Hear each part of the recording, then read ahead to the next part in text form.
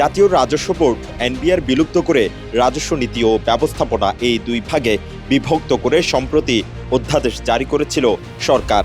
এর প্রতিবাদে চট্টগ্রাম কাস্টমসের কর্মকর্তা কর্মচারীরা কলম বিরতি শুরু করেন, যার প্রভাব পড়েছে চট্টগ্রাম বন্দরে। কলম বিরতির প্রভাবে ব্যাহত হচ্ছে পণ্য খালাস প্রক্রিয়া, বাড়ছে কন্টেইনার জট।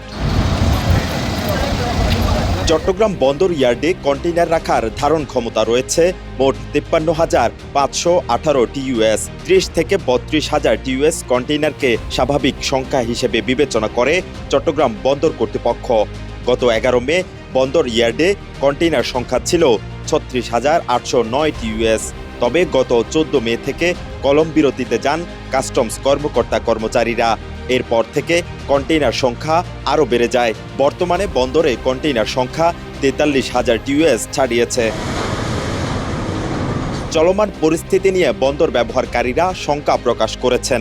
এর মধ্যে C&F কর্মীরা আমদানি রপ্তানির কাগজপত্র নিয়ে ঘণ্টার পর ঘণ্টা দাঁড়িয়ে থেকে ভোগান্তিতে পড়ছেন।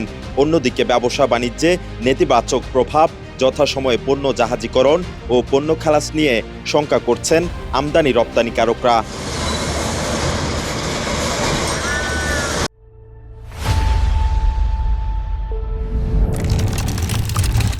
বন্দর সূত্রে জানা যায়, গত 14 মে বন্দরে কন্টেইনার সংখ্যা ছিল 41,870 টিইউএস, যা গত 22 মে 43,071 ও সবশেষ 23 মে এই সংখ্যা গিয়ে দাঁড়ায় 43,059টি। চট্টগ্রাম বন্দর কর্তৃপক্ষের সচিব মোহাম্মদ ওমর ফারুক জানান, কাস্টমসে কলম বিরতির কিছুটা প্রভাব পড়েছে বন্দরে। তবে বন্দর থেকে কন্টেইনার ডেলিভারি স্বাভাবিক আছে।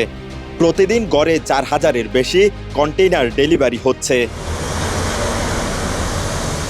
এদিকে 2024-25 অর্থ বছরে চট্টগ্রাম কাস্টমস হাউসের রাজস্ব লক্ষ্যমাত্রা ধরা হয়েছে 80,402 কোটি টাকা। প্রথম 10 মাসের লক্ষ্যমাত্রা 70,631 কোটি টাকা হলেও এখন পর্যন্ত আদায় হয়েছে 62,818.92 কোটি টাকা। সংশ্লিষ্টরা আশঙ্কা করছেন, সংকট পুরোপুরি সমাধান না হলে বন্দরে নতুন করে আরও কন্টেইনার জট তৈরি হতে পারে এবং পরিস্থিতি ভয়াবহ আকার ধারণ করতে পারে। দ্রুত সমাধান না হলে দেশের অর্থনীতিতে এর মারাত্মক প্রভাব পড়বে। মেহেরাজ হোসেন, কালের কণ্ঠ, চট্টগ্রাম।